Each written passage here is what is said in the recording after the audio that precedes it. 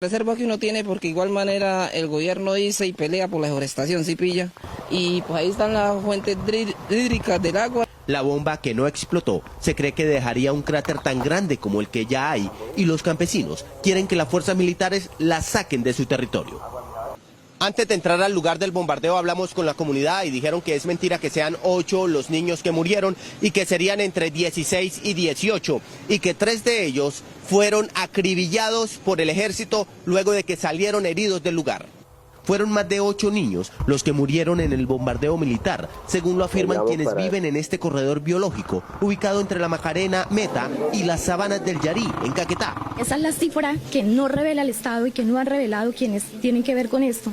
Según las cifras, son 18 niños, según lo que las familias dicen. A unos 2 kilómetros del lugar del bombardeo, dicen los pobladores que 3 niños que huían heridos fueron rematados. ¿Por qué no los atraparon vivos? Cuentan que se alcanzaron a escuchar los gritos de auxilio de los niños.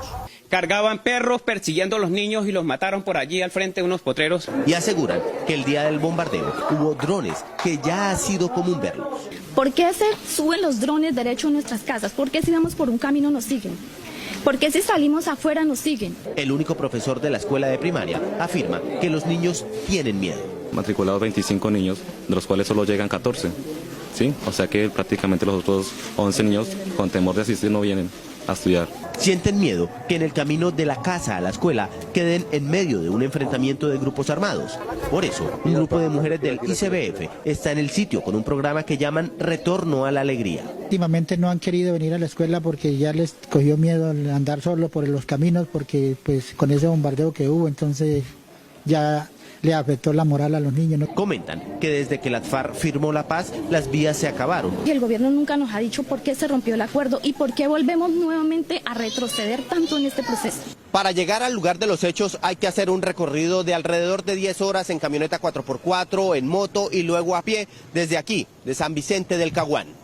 Mabel, hemos terminado nuestro recorrido por el Caguán con la cámara de Daniel Sánchez, Guillermo Gómez, Noticias 1, la red independiente. Gracias, Guillermo, por todo ese informe, todo el fin de semana informando desde ese punto, desde San Vicente del Caguán. Y seguimos con esta historia. Leider Steven Marmolejo, una de las víctimas del bombardeo, había visto morir frente a él a su abuelo a manos del ejército y fue testigo en el proceso judicial en el que se declaró esa acción como un falso positivo. Patricia Uribe. Mabel, la mamá, era huérfana desde 2008, desde que el entonces niño vio a morir a su abuelo. Luego fue reclutado y escapó, pero los reclutadores volvieron a buscarlo a su casa y nunca se supo más de él.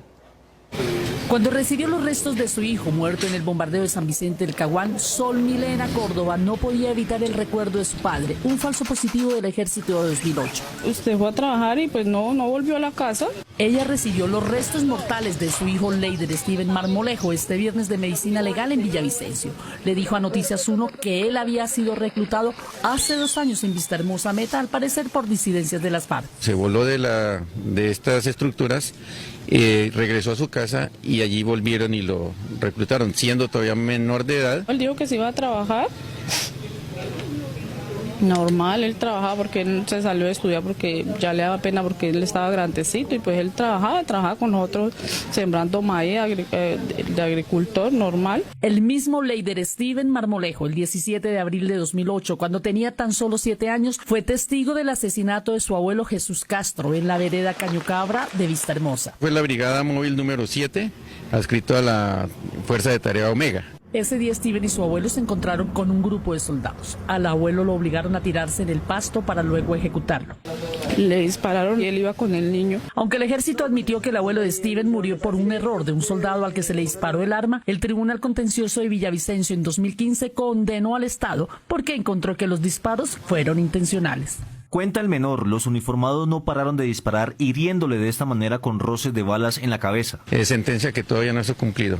Obligan al ejército a indemnizar a